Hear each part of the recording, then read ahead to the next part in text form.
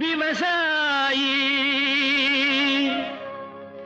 கடவுள் என்னும் முதலாளி கண்டெடுத்த தொழிலாளி விவசாயி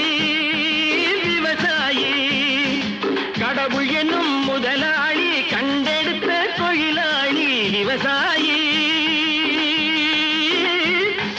விவசாயி